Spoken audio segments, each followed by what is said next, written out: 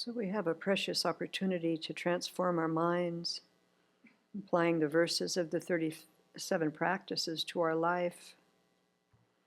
I think it's safe to say that many of us have been challenged by the pandemic and the recent contentious election cycle. We may have felt frustration, irritation, annoyance, resentment, grudge holding, spite, even rage, all forms of anger. These are precisely the attitudes we want to apply the Dharma to, so that we align ourselves with reality instead of with the self-centered thought and the misery that that brings. And so today, let's look honestly at our anger and attachment and how things actually exist in reality, so that we can transform our minds and bring love and compassion to the forefront and for the benefit of all living beings. So today I'll cover 5 verses, verse 20 through 25.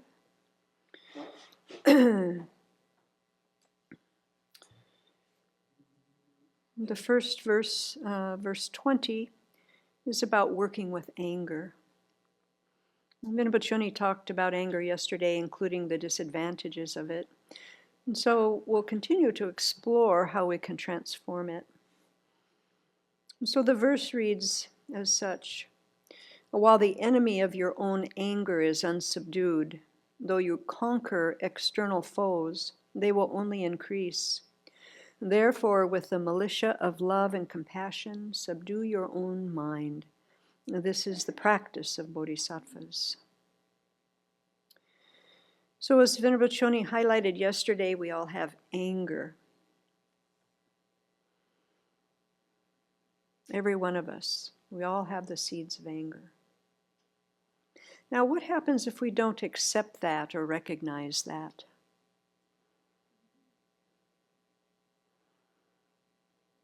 It would seem to me, at least in my own case, when I really didn't accept it or recognize it, I had many, many, many enemies. Many enemies. And so I think our task is to recognize when anger arises. And how do we do that?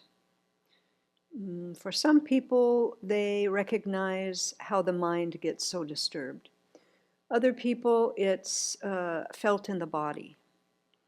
So we're all very different. So the task is to sit with yourself, remember back the last time you were angry, and try to start picking out the very first moments of when that started to arise. For me personally, it starts in my gut. If it gets all the way up to my heart, then it comes out my mouth generally. If I can recognize it in my gut, I can apply antidotes and I can keep my mouth closed and work internally. So think about, how it is for you that anger arises. And it might seem kind of really hard or impossible at first, but if we just put our attention to it, we'll get so much information about it. But we have to recognize that we have anger. My misery does not come from anybody outside of my own mind. Ever. Ever.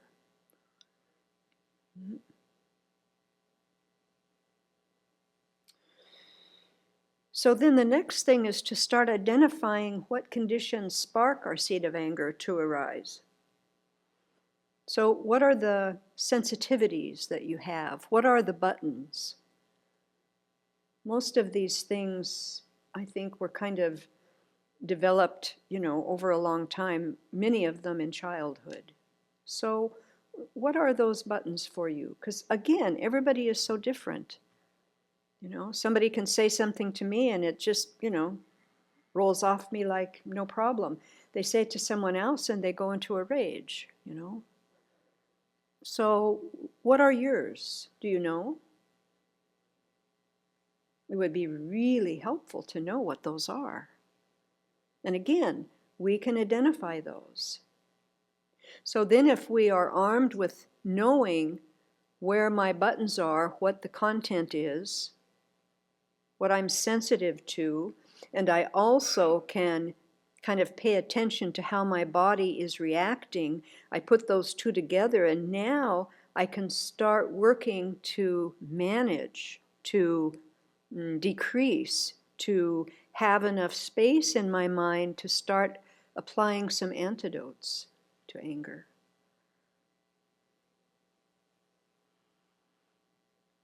The most important point here is that we are the enemy of our own anger. The enemy is not those we label external foes.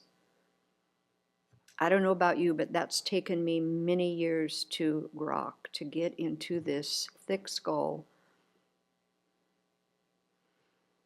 The enemy is our own afflictions. Anger is an affliction. And of course, what's the good news? The good news is that the enemy of anger can be destroyed. And when we destroy anger inside, then we stop all of the external enemies. There aren't any left. Think about that for a minute. That would be pretty good. So how can anger be stopped forever? Well, when we see reality correctly, when we realize the emptiness of inherent existence.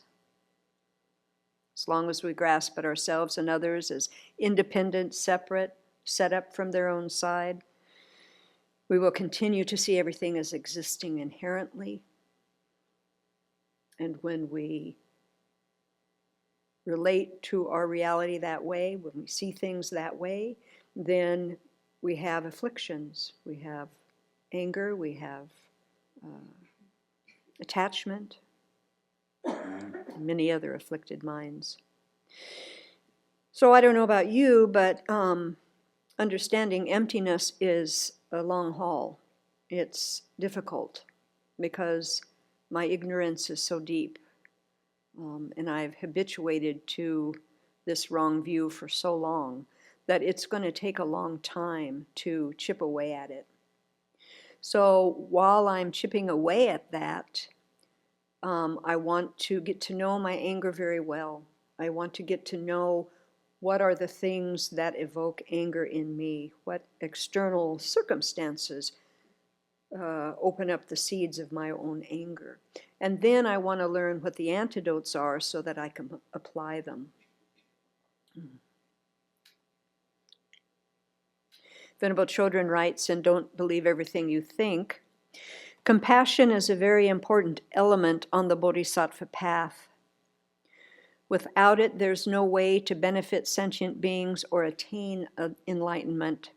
The chief enemy of compassion is anger, because when we're angry at someone, be it ourselves or others, there is no way to have compassion in the mind for them at the same time.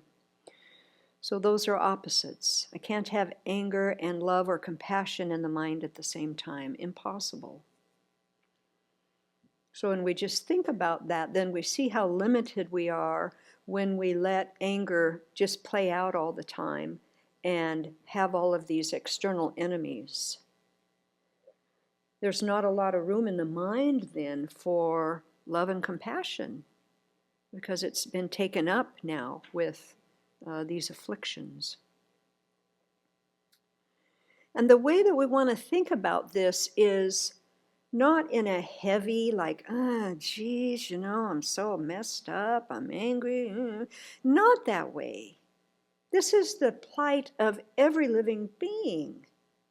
And for a long time, we want to accept it. It's just part of who we all are. I'm not bad because of that. I'm not flawed. It's just what is because of my habituation for lifetimes. So we don't want to focus so much on, I have it and I'm bad.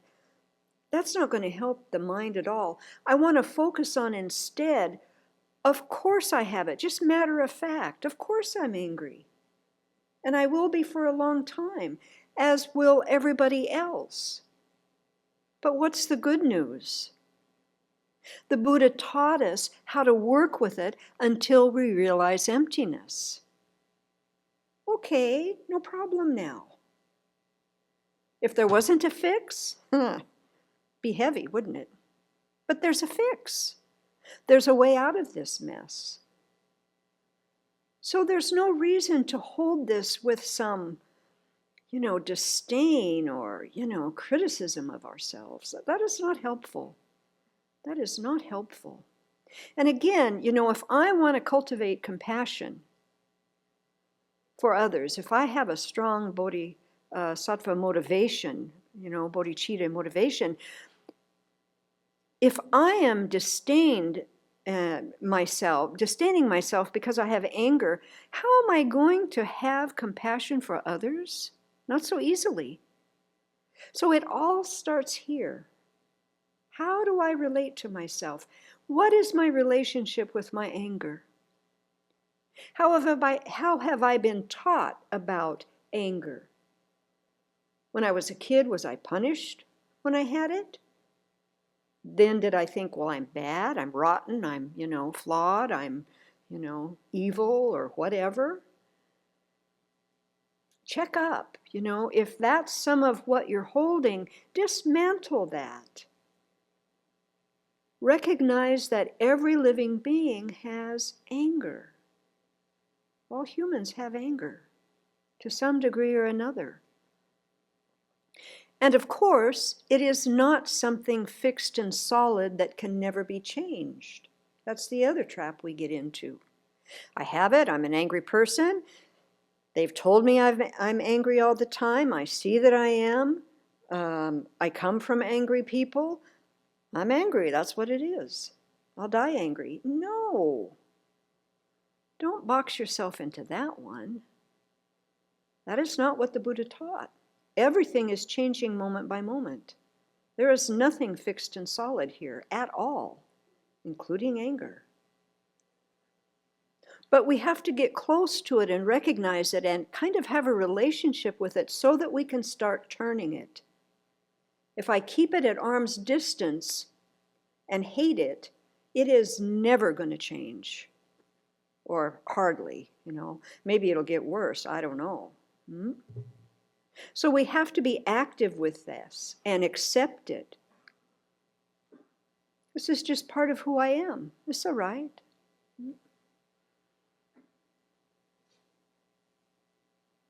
So it takes some process. It takes some time and process to start working with this. So with the advent of the pandemic, as well as this very contentious presidential election, we all have been struggling with the seeds of anger, I think. I don't know anybody that's been happy about these circumstances that have happened. So it's a really good opportunity to revisit our experiences in this last about, 10 months or so, and think back on how the anger we held affected our mind and body. Do people have that information? Do you know how it affected you? Would anybody be willing to share how their anger over these last months affected their mind and body? I'm the only one that had it? Oh my gosh. Yeah, Vinamakunga. Thank you for being courageous. Appreciate it.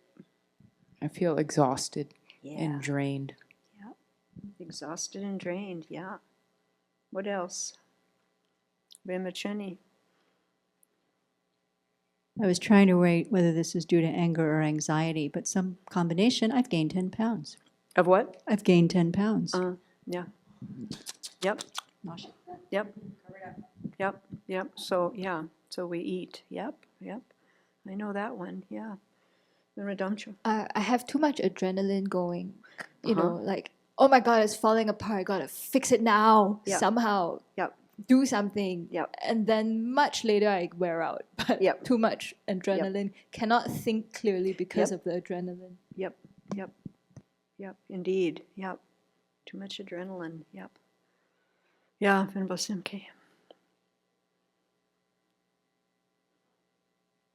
Becomes part of every conversation that I have with anybody. Yeah, yeah, And you better listen. yeah. Ad nauseum, huh? Yeah. Venerable Lamsel.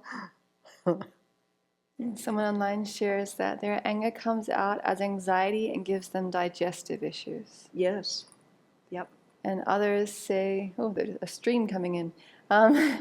Fatigue, terrible stomach pain, chest pain, and nightmares for one person. Yep. Another person says, anger has made me feel heavy, tired, anxious, overwhelmed, and aggressive. Yep. And someone else says, my anger turns to pervasive feelings of hopelessness, which then fuels the anger. Yeah, yeah, yeah, yeah. So it's kind of helpful, I think, to recognize what happens to the body when we get angry. So it turns on the sympathetic nervous system. That's the fight and flight response that we have. It's the response that we had, throughout time from, the earliest humans that walked the earth that were in danger all the time. Many animals wanted to eat them. They were food. And so this response was developed, through evolution over time, that whenever we feel threatened, the heart speeds up, the blood starts going to the heart and the brain and the big muscles, so the hands and feet don't have so much blood in them. Why? Because if I'm running away from a hungry animal, it's going to probably catch my foot or my hand. If it does, there's not so much blood there, so I don't bleed so much, so maybe I'll get away. Adrenaline speeds the heart up. The eyes dilate so that you can see more things. So all of this is to preserve our life. Now, nowadays, there's not so many saber-toothed tigers walking around that are hungry for us, but we still have this response. So, again, it's good to recognize when that response is turned on, because there's a competing response in the body that we want to then tap into to start modulating this so that it doesn't run our lives and we wear out, become adrenaline junkies, for example. So the opposite is the parasympathetic response, or the relaxation response. And they found that when we breathe with our abdomen, take a breath in, and then when we release the breath, the belly goes in and it pushes on the vagus nerve and it turns on the parasympathetic system. So then that is the opposite response. It makes the heart slow down. The eyes are not so dilated. The vessels open and blood goes to all the body. The mind calms down. It's not so much adrenaline. And so we can reverse that. If we start working with this over time, we can notice when we first start getting that zingy feeling and mediate it right then, just through breathing, no matter what we're doing, where we are. Meditation taps into the parasympathetic system. That's why, that feels so helpful when we meditate. So what we think affects our body. And of course we know, it doesn't have to be something, real, alive, saber-toothed tiger in front of us. It can be the thought of, oh my God, I'm going to get the virus, or, that jerk, he's ruining this country, or, the one that I supported didn't get elected, or, whatever. So any of those thoughts then can start this whole cycle, this whole process. And of course, that is, when the sympathetic nervous system is on, that is the fertile bed for anger to thrive, arise and thrive, you know. It's also helpful to think after we've come through a challenging experience, whatever our mind did, to think about how it affected the outcome. And again, not in a heavy way, not in a blaming way, not in an accusatory way, but just, okay, I had anger, frustration, and under anger often is fear. So I had fear and anxiety. Now, what did those mind states do to affect the outcome or the result of what was happening? Anything? Not in a positive way. Not in a positive way. So we start seeing the cost of this kind of way of relating to things. And again, I just keep coming back again and again. The most important thing is that we accept what our mind is doing. If we accept it, we can turn it. If I don't accept it and I keep it over there, or I kind of bury it, or I get busy, or I just have all the enemies lined up and I'm yakking about them, I won't be able to turn what my mind is doing. I won't be able to change that, transform it. And this whole path and this whole text is about transforming adversity into joy and happiness. That's what we can do. I can't do that for you, and you can't do that for me. But I can do it for myself, and you can do it for yourself. So in this time of COVID and divisiveness and polarization, it's so important that we look inside of ourselves, examining our attitudes and emotions. Then we're able to understand how the mind influences and shapes our experience. And although we are conditioned to look outward to identify the obstacles to our happiness, this externally referenced view brings disconnection and much misery. Spending time trying to control the outer world and get others to change brings what? Frustration, blame, polarization, separateness, disconnect. I didn't have time to look up, but Shantideva's verse about, I'm not even sure the context, but it's the one about either trying to put leather over the earth or put leather on your feet to protect them. This is that same thing. So, let me work here, not there. Let me work here. So if we don't keep in mind the interdependency of all, we misperceive our experiences. And so, therefore, with the militia of love and compassion, we subdue our mind, our own mind. And so this misperception arises because of our tendency to isolate a particular aspect of an event and think of it as the total picture. Not keeping interdependency in mind leads to a narrowing of perspective, and from there, false expectations, because we are missing important pieces of the picture. We are seeing others separate from ourselves, which refutes interdependency, profoundly affects our communication through separation.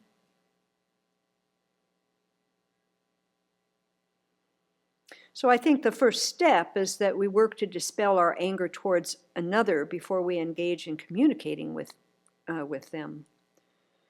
I don't know about you, but every time I've tried to communicate when I'm angry, it does not work. It does not work. It does not turn well at all. And we can turn our mind to being concerned with the qualities of our human connectedness. And then that brings happiness to ourselves and others. So how do we do that? Well, we can approach any conversation with a positive attitude of kindness, which forms a warm-hearted concern. Again, these are attitudes and feeling states. They're not just words. If I look at you and I feel a close connection to you, that is going to affect my mind and how I act and relate and how I listen. That's the work here for me to do. If I am thinking that you're the enemy, which in this community I've lived in over these years, everybody has been my enemy at one time or another. I have anger. That's what happens. But I don't just roll with it. I try not to. What do I do instead? I work to see how that feels. It is misery making. It is misery making. I don't want to do that. I don't need to do that. I don't deserve to do that to myself. So then I try to make a connection. I try to, even if I can't speak, I work with my mind and notice that I'm focused on one little teeny thing that at my death time is going to be quite inconsequential. It is not going to matter. Which then helps me get perspective back again. Person's just like me. This anger is ruining my day. It is affecting the whole community. Why am I doing that? Let me drop it now. Now that all sounds like, okay, when you're in the middle of it, it's not so easy, granted. Yeah, so what's the first thing? Well, I keep my mouth shut. That's the first thing. I don't speak. And I'm working all in here. And that takes some time, maybe some years. Then what? Then if I'm going to speak, I wait until I'm calmed down and figure out what's my motivation for speaking. Is it to blame the other person? Don't speak. Is it to try to connect and get some understanding? Okay, speak. So what our motivation is then affects what comes next. So kindness is the basis for developing love, compassion, and altruism, of course. And these are so important because these states of mind keep us connected to one another. And then that brings contentment and happiness. And that's so different than anger, which is also a mental factor. And in reference to one of three objects, agitates the mind through being unable to bear the object or through intending to cause it harm. And the three objects are the person or the object that harms us, we think, or the suffering we receive, or the reason we are harmed. And then too, anger is on this big spectrum of emotions. Little anger, that's irritation or frustration, annoyance. And then resentment, that's old anger. Grudge holding, that's old anger. And there's spite, there's vengeance, rage. So many different colors, flavors of anger. And to know which one is up is also helpful. Some that are a little lower in energy are easier to manage than the big ones. And like all of the mental factors, when we first recognize it, it's pretty easy to turn. If we let it flow for a while, it's like trying to move a boulder. It's really hard. Yeah. So again, we want to pay attention to where does it first start? Is it in my body? Is it in my mind? Is it some of both? How can I recognize that immediately? And again, it comes back to our own feelings of worth. If I'm a worthy person, why would I want to inject my experience with this pain of anger? That doesn't make sense. Why do I want to pollute my own life with that? I don't want to. I don't deserve that. Nobody here deserves that. But the only person that can change that for me is me. It isn't you, it's me. It's not what you do or don't do, it's what I do or don't do. So I have to keep coming back to that again and again and again and again, because it gets lost again and again and again and again because of our misperception, our view of I'm the most important and I'm separate from you. That is not what reality actually is. Reality is we are all interconnected. The moment I lose that is the moment then the mind is open for the afflictions. So patience or fortitude, that's a mental state that counteracts anger. So it's the ability to remain steadfast and calm in the face of suffering or harm. So sometimes when I've had anger and I speak my anger or I, act out my anger, then on the meditation cushion, I replay it again, and instead I watch myself be calm and not speak or act through anger. And I just replay it. I act it out in a different way. And that's very helpful to bring in that new way of doing and change and remind myself that I can change. Because if I don't do that, then maybe I'm down on myself and I'm criticizing myself and I've failed again, I'm lousy, and all of that junk comes up, which is not helpful. It is not helpful. So yesterday, Vinabachuni talked about the 3 types of patience: the patience that refrains from retaliation, the patience that is able to endure suffering, the patience to practice the Dharma and challenge our misconceptions. So of course the good news is that there are antidotes to anger that we can apply to help diminish our anger over time. We cannot fight anger with anger, only with fortitude and compassion. And for me, I don't know about you, but for me, the fortitude one is what I worked with and am working with a lot. The fortitude to turn my mind, work internally. Until I do that and change how I'm thinking, compassion is not accessible to me, really. I can't really get compassion running until I have quelled the anger. I've applied an antidote. So that is patience and fortitude. I'm working internally. I'm not doing anything with the object of my anger. I'm working just here. And so that takes some time. And all of these antidotes, we have to play with them, try them out, see which one works for our mind. Every mind is so different. Some of these on the list don't work at all for me, and others work really well. And then others I have figured out by myself that work for me. So you have to kind of figure out which ones move your mind, which ones change your attitude. So the broadest one is, why be unhappy and angry if we can change a situation? So get busy and do something. Or why be unhappy and angry if the situation cannot be remedied? So that's the broadest one. So sometimes that works in certain situations.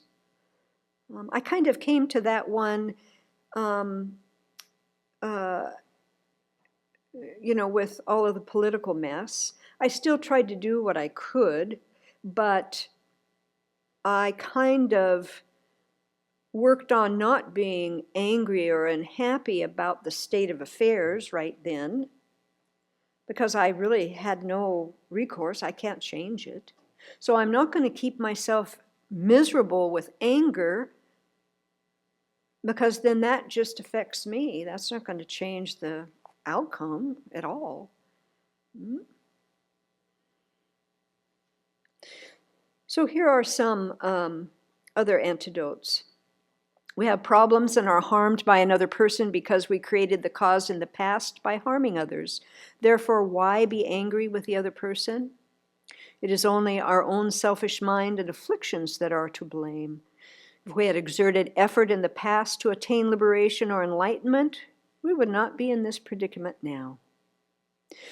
So sometimes that would work for my mind, other times it would not. that would drive me into criticizing myself. So you have to be careful about these and when you want to apply them and when they're going to work or not. Here's another one. The other person is unhappy, and that is why he or she is harming us. Recognize their suffering. Unhappy people should be objects of our compassion, not our anger. The person harming us is under the control of afflictions, so why be angry with them?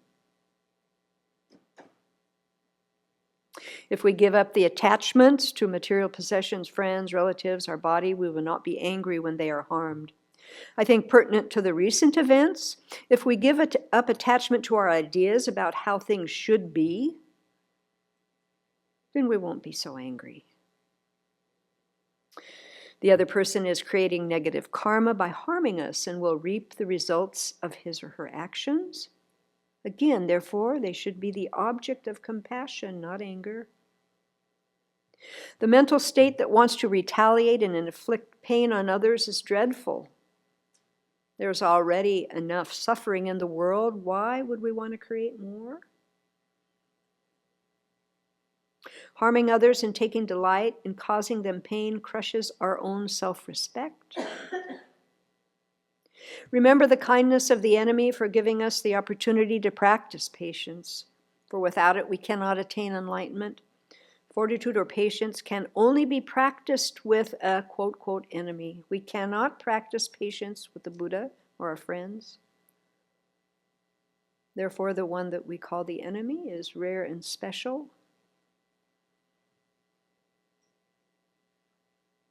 If we are Dharma practitioners, there is no sense in relying upon Buddha yet continuing to harm sentient beings. We only become hypocrites, but also harm sentient beings whom the Buddha cherishes more than himself. Again, for me, I have to be careful with that one or I can get into a criticism party for myself. If we're kind to others, they will like and help us even now. In the end, the practice of patience will lead us to attain enlightenment. You could think both this person I find so disagreeable and I are impermanent and empty of inherent existence. Again, that opens the perspective again. It's not solid, fixed, never changing. We can remember the person's kindness in past lives and think, I must care for him with love now. We see the unsatisfactory nature of cyclic existence more clearly. This helps us to generate the determination to be free from cyclic existence and attain liberation. So the next verse is transforming the desired into the path. So this is about the misery of attachment. And verse 21 reads, sensual pleasures are like salt water. The more you indulge, the more thirst increases. Abandon at once those things which breed clinging attachment. This is the practice of bodhisattvas. So attachment is hard to identify because it feels good, and we kind of don't want to. So it's kind of difficult, I think. At least it has been for me. So it's a mental factor based on overestimating or exaggerating the attractiveness of an object, a person, thing, idea, feeling, one's reputation, etc. Takes a strong interest in it and wishes to possess it. It sees the desired object as permanent, providing pleasure, is pure and self-existent, existing in and of itself with an independent nature. So the opposite of that is detachment. That's kind of a funny word in English. It kind of brings up, not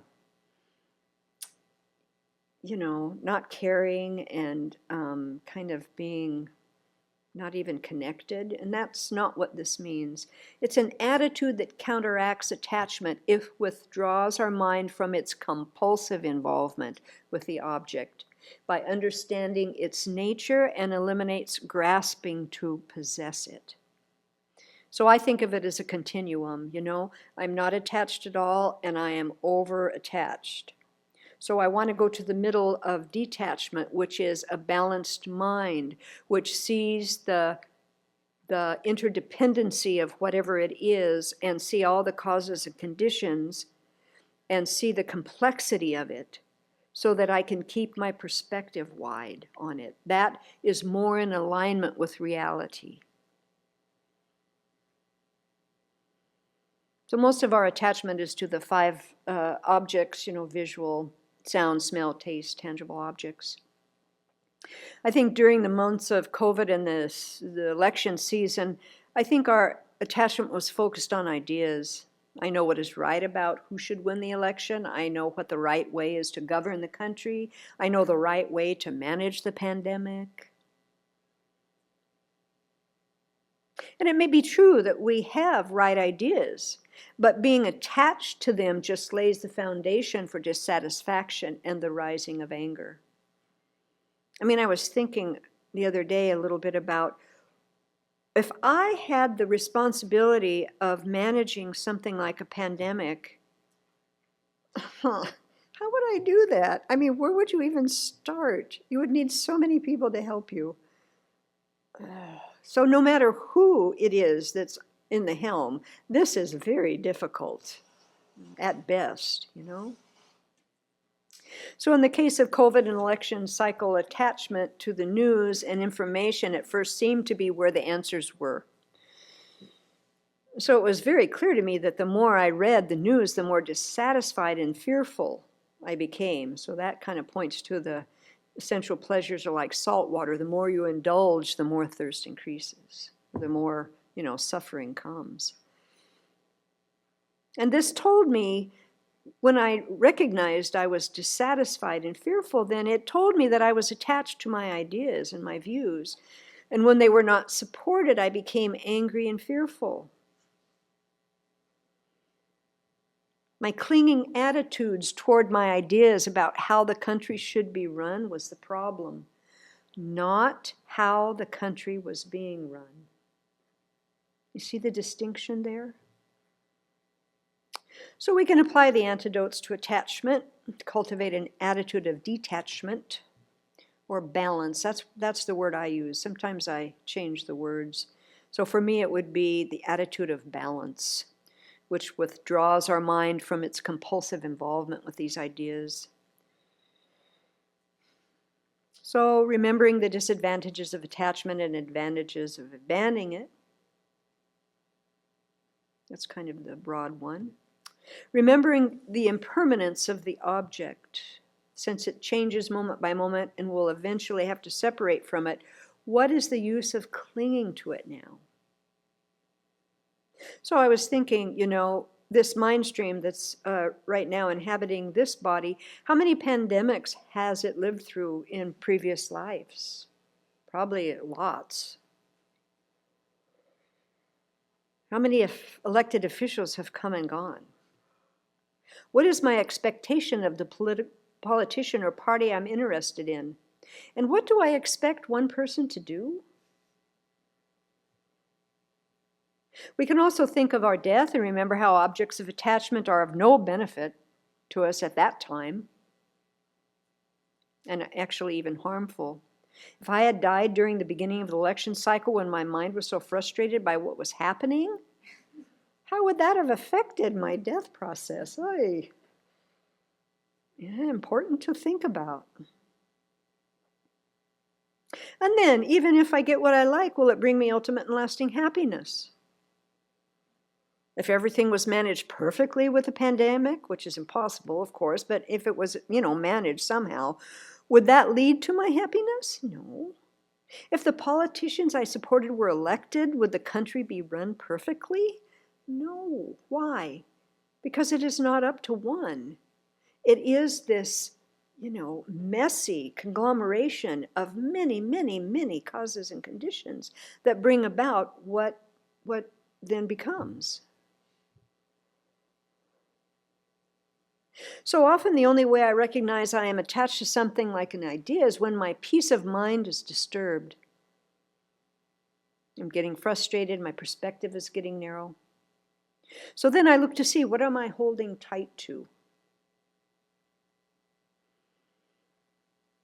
So again, working with attachment is a long process. It's complicated, and it takes a lot of internal practice. And so again, we accept that we are attached to things.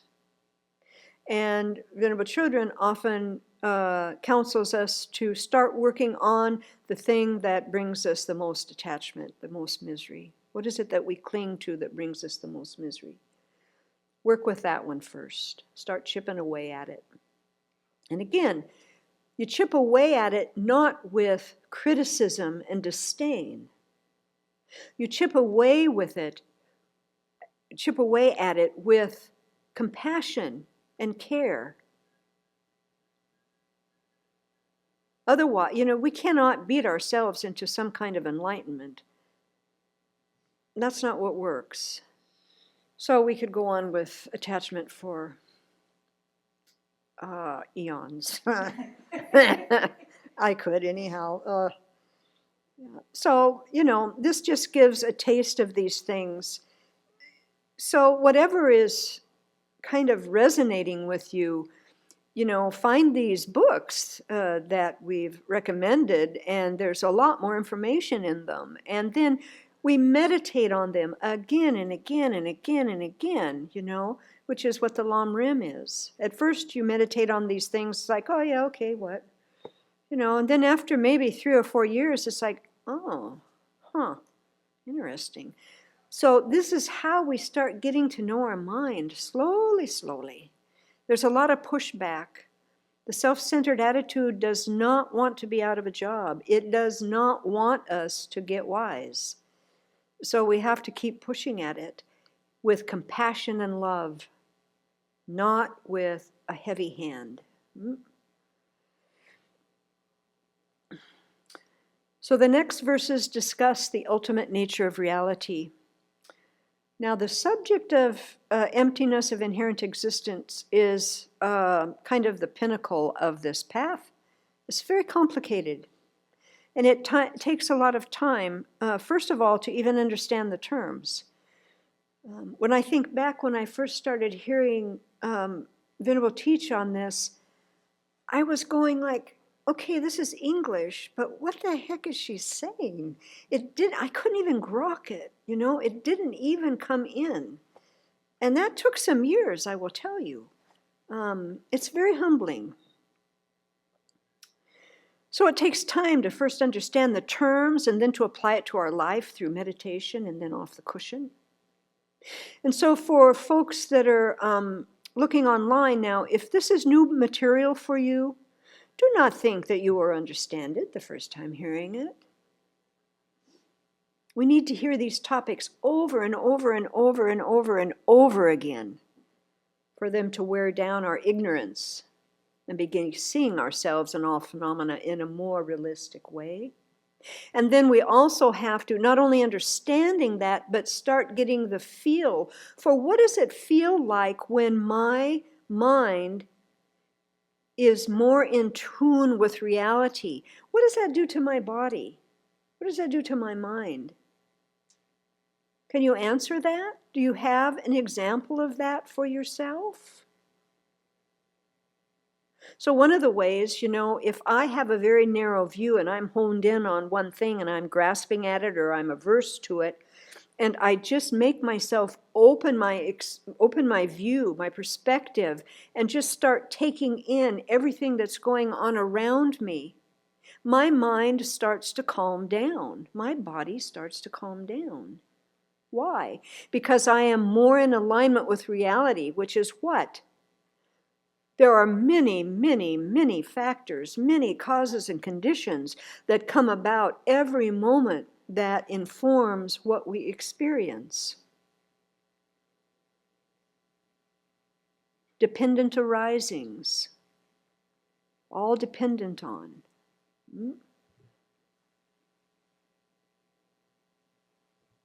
So we cultivate fortitude or patience with this topic because of our deep habit of grasping at ourselves and others as inherently existing. This is a very slow process, but it's the key to our liberation from samsara. So verse 22 covers how to meditate on space-like emptiness during meditative equipoise. It's really asking the question, who am I? Who am I ultimately? Who am I really? So verse 22 says, whatever appears is your own mind. Your mind from the start was free from fabricated extremes. Understanding this, do not take to mind inherent signs of subject and object. This is the practice of bodhisattvas. Since this topic is so crucial to our enlightenment, and I'm quite a baby beginner here, I am going to read from Venerable Chodron's book, Don't Believe Everything You Think, because her understanding of emptiness is very vast, and she explains this very clearly. Again, if this sounds like some kind of giggly goop to you when you're listening to it, just relax. Read it again and again and again and again and again, and one day it will come in, it will make some sense.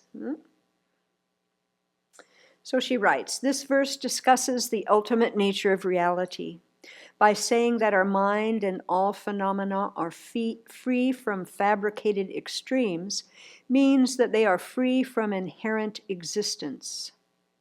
Inherent existence is what appears to our mind and what we grasp as existing when we believe that things have their own independent nature inside them, something that intrinsically distinguishes them from other phenomena, something that is their unique essence and makes them what they are. The first line states, whatever appears is your own mind. This means that our mind projects inherent existence onto phenomena, and then the object appears back to us as if it had an inherent essence. For example, we look at a certain configuration of colors and shapes that seems to have consciousness because it moves and talks. On this basis, we conceive and label, this is Joe.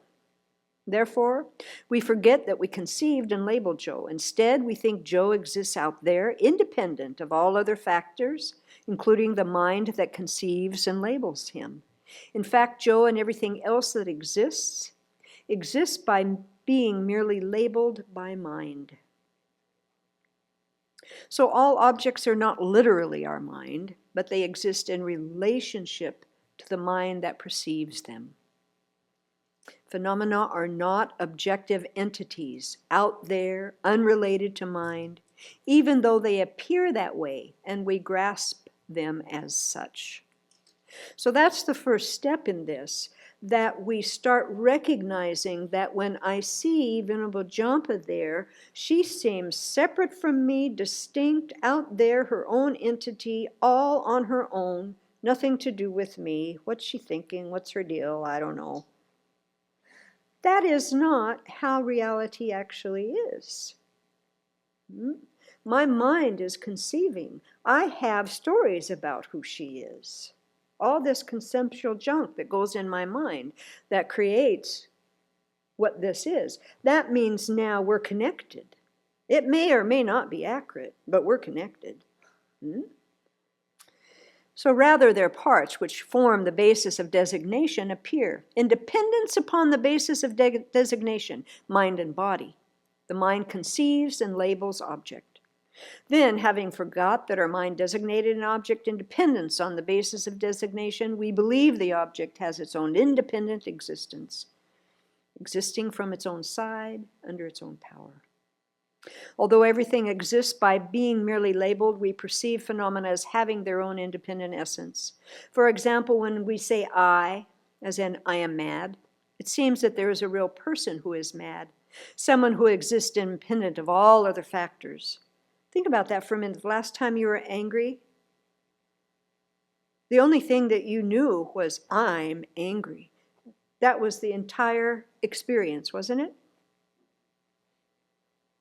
That is really distorted, you know? And I did it, yeah. So there seems that there is a real person who is mad, someone who exists independent of all other factors. But in fact, There are only a body and mind there. In dependence on the body and mind, we label I, or in the author's case, Venerable Children, children. Aside from the person who is labeled, there is no essence of person or soul there. But our ignorance grasps an inherent person. If we examine our feeling of self, we'll see that we don't feel that we exist by being merely labeled at all.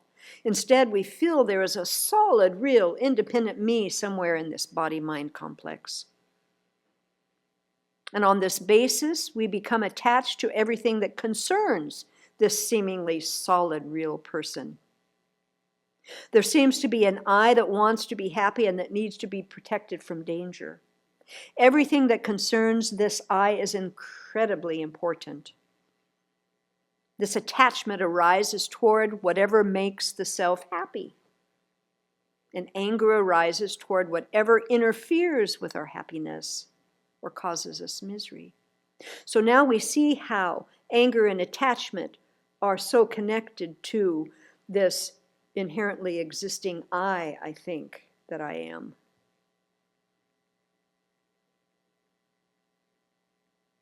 But when we start really investigating deeply in meditation and or off the cushion both, who exactly is it that we are protecting and defending?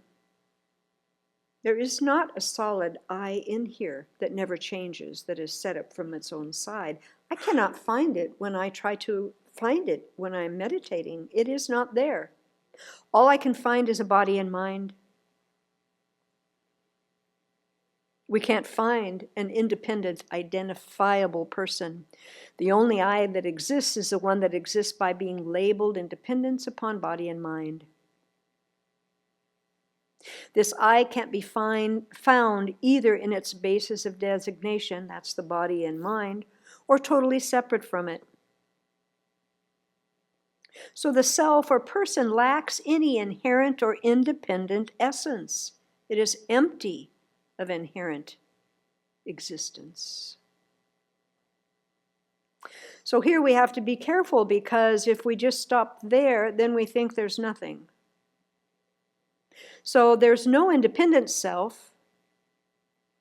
Ignorance is apprehending one, but there isn't one. But think for a minute, think of your anger at the government or at one party or another or a specific person in charge of managing the pandemic. You read an article about the person or watch them on TV, and anger arises in your mind, adrenaline floods your body, your mind conceives of a real solid enemy. But really the only thing that happened is that you heard or saw the person in charge. The rest is a creation of an ignorant mind that believes there is an inherently existent person in charge who has inherently existent negative qualities. So become afraid or angry, therefore speak out or act aggressively toward them. Then your actions leave a karmic latency on your mind stream. If this latency is fertilized by craving and grasping at the time of death, it propels a new rebirth. So in this way, cyclic existence continues under the force of ignorance, afflictions, and karma. Venerable continues the line, your mind from the start was free from fabricated extremes. This indicates that the mind too does not exist inherently. What we call mind exists by being merely labeled. Mind isn't a concrete, truly existent thing that exists with its own essence, independent of everything else. The mind depends on various moments of consciousness. In dependence on a stream of different moments of clarity and awareness, the label mind is given. Not realizing that the mind exists by being conceived and labeled, we think that it has some essence existing from its own side. In reality, the mind is free from the fabricated extreme of inherent existence. Still, it does exist conventionally. Thus, it is free from the fabricated extreme of nihilism or nothingness. So it's important to understand that although phenomena do not exist ultimately, independently, or inherently, They are not totally non-existent. They exist conventionally, nominally, dependently, and relatively. At first glance, it may seem contradictory for an object to be empty of inherent existence and yet exist conventionally or dependently. However, these two viewpoints are not contradictory. In fact, emptiness of inherent existence and dependent existence come to the same point and are complementary. For example, a table exists depending on its parts, the legs and top. Something that is dependent cannot be independent, because dependent and independent are mutually exclusive. You can't be both. It's impossible. Independent existence is the same as inherent existence. So something that is dependent cannot exist inherently. However, while it is empty of inherent existence, it still exists dependently. Then the next line says, understanding this, do not take to mind. In other words, do not grasp inherent signs of subject and object. Whether it's the perceiving mind, which is the subject, or the object, the phenomena that's being perceived, see that neither of them has any inherent existence, that each exists dependent upon the other, dependent on causes and conditions, dependent on parts, and dependent on being conceived and labeled. By understanding that the perceiving mind and the perceived object are empty of inherent existence, then we do not take to mind inherent signs of subject and object. In other words, we do not mistake our mind as an inherently existent subject or perceiver, and we do not mistakenly believe that objects exist inherently. Instead, we realize that subject and object exist in dependence upon each other. So this verse refers to meditating on emptiness in a state of meditative equipoise.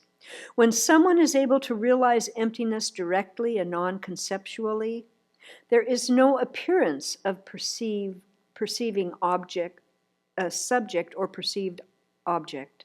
Rather, only the emptiness of inherent existence appears. When great yogis meditate on emptiness, there is no thought, I am perceiving emptiness. There is no self-conscious awareness of an independent I who perceives an independent object, emptiness. So that is what is meant by do not take to mind inherent signs of subject or object. So it's like space. Emptiness is like space. So that's a lot, and it's very difficult. So again, don't stress over, what did she say? I don't know what that meant. Let go. Just keep reading. Just keep, looking at this again and again and again. And it'll start to come a little clearer over time. The next verse is how to give up the belief that the desired and hated are real between meditative sessions.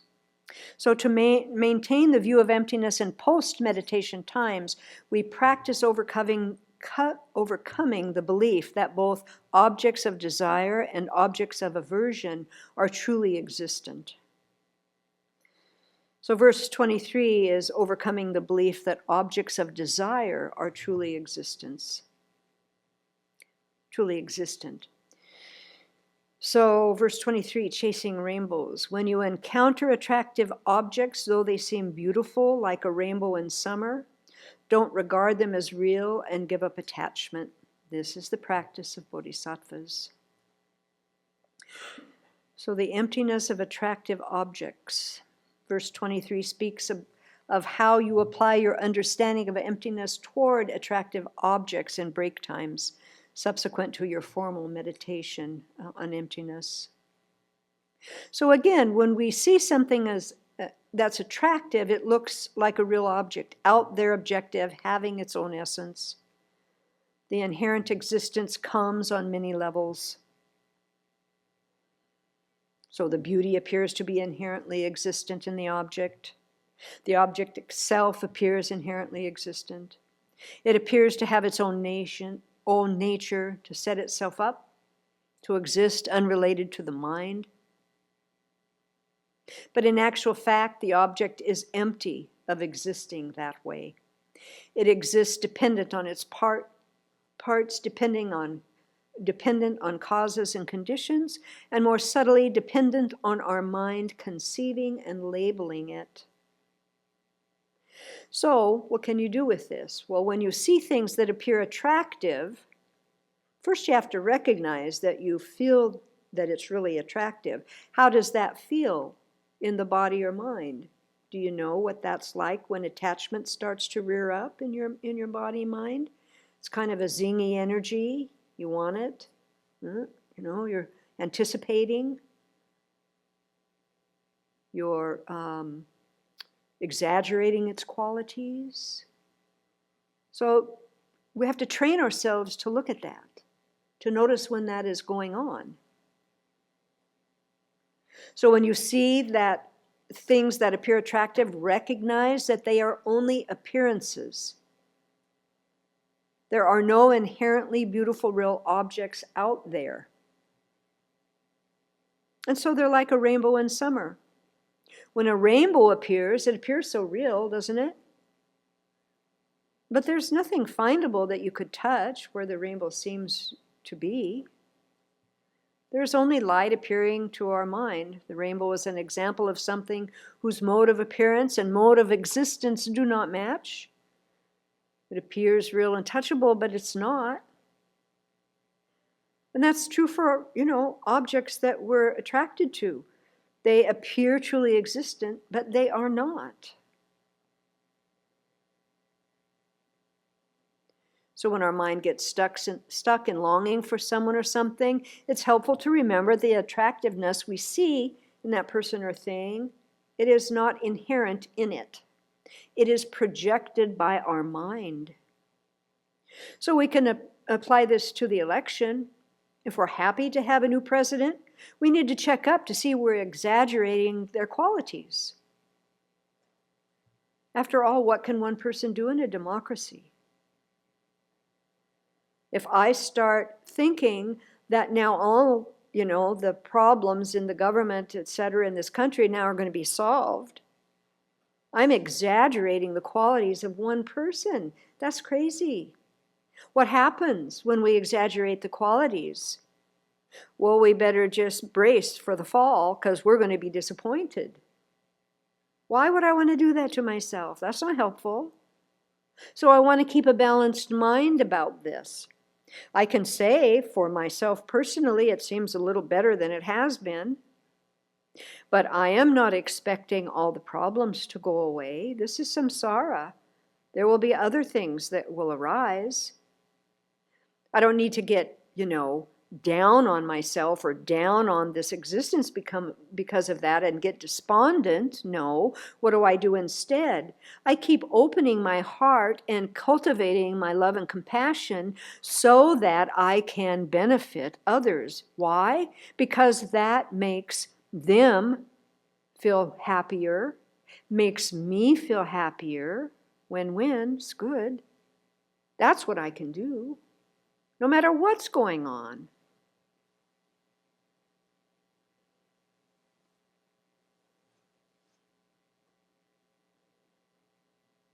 So it's good to remember that this is samsara and we are responsible for the state of our mind regardless of what happens. That gives a lot of freedom, if you think about it. If my happiness is dependent upon everything outside of me, I am in deep doo-doo, because I don't have any control over any of that. But if I can manage my mind, it's good. I'm okay. Then I can focus my attention on what's really important that makes this life meaningful. Let me not harm. Let me be of benefit. Let me cultivate my bodhicitta.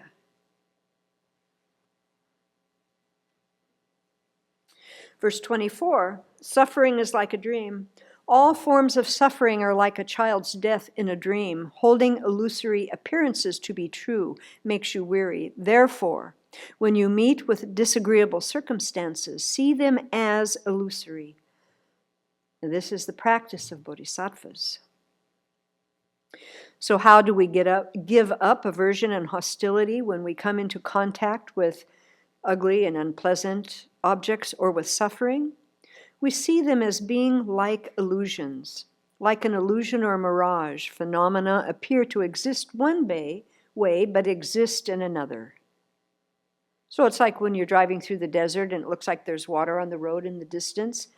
And you keep driving thinking you'll come to the puddle and you never do. It's because there's no water there. Yeah. There is the appearance of water that exists just due to causes and conditions. The road, the sun, I think the moisture in the air or something, our position is in relation to the road, so forth. So similarly, inherently existent phenomena appear when in fact they are not inherently existent phenomena there. But they're not totally non-existent, because the appearance of things exists and arises due to causes and conditions. So again, we're back to the same thing. The way things exist and the way they appear don't match. That's what we want to keep in mind over and over and over again. What I am looking at and how it actually exists are different. Let me get that into this skull here. They appear to exist independently, and they do not. Their appearance is false. However, they still exist. They exist dependently, not independently as they appear.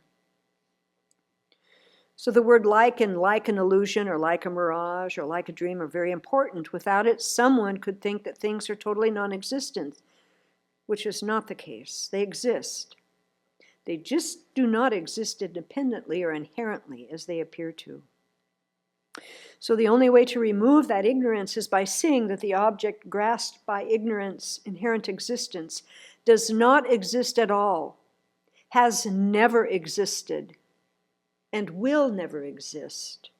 Inherent existence does not exist at all, has never existed, and will never exist. So the line, holding illusory appearances to be true makes you weary. So being continually angry, upset, frustrated, disappointed, depressed, it's exhausting, just like people have said. So think about giving up all of that by using these methods. Then what would happen? It opens the heart. And then there's some space to start cultivating love and compassion. We're not so bound up and so tight and so connected to what we think is separate from ourselves that's going to harm us or that we want so badly. So sometimes I just look around and I just try to open my mind to everything that I'm taking in and everything that I'm connected to right now. All the living beings in front of me right now. As I do that, this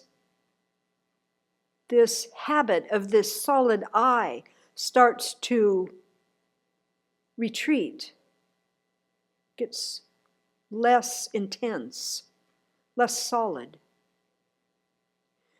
My mind calms down, my body relaxes, my heart opens. Why? Because I am more in alignment with the reality of what is, how things actually exist. So seeing that all these situations and the people in them are like illusions, they appear to exist in one way, but they do not, enables our mind to let go of emotional upset. Still, people and situations exist, but they are not totally non-existent. They exist dependently. So we can respond with compassion while knowing that we cannot control everything. That's freedom. And so then we're advised, when you meet with disagreeable circumstances, see them as illusory. When we see them like illusions, we don't get so reactive to them. We know how to handle each circumstance in a skillful and suitable way. By doing so, we save ourselves all the anxiety and weariness that result from grasping life's circumstances as truly existent. It's a very slow process. It takes a lot of practice and a lot of meditation. We're so habituated to thinking everything exists from its own side that we have to prove to ourselves that this is not accurate. And so we use meditation and reasoning. And in time, this very powerful antidote to attachment or aversion will break through all of that, and we will be released. We'll be released. And even if we can just do it a little bit, just like trying to open our view up, pay attention to how that affects your body and mind. That's huge. There's a quote somewhere, I don't know where, that even thinking about emptiness just for a small amount of time starts to cut through, this veil of ignorance that we have in front of us all the time. So again, if this was new information to you, do not fret. Do not worry about this. Take whatever you can from it. If nothing else, just recognize that some really, really, really smart people figured out how to decrease suffering, how to decrease anger and attachment. That's huge. That's huge. Don't you know many people that have lived and died their entire lives that have never come to that? Now that we've met the Dharma, we are not going to be one of those people. So there's much to rejoice in with this. So we want to keep our mind happy about this. We don't want to fall into the misery of, oh, I'm this and I'm that, and I didn't do that well, and I have anger, and da-da-da-da-da. No. We want to see where we can go. Where we can go. And we can do that all together. And then we can benefit others in ways we can't even imagine right now.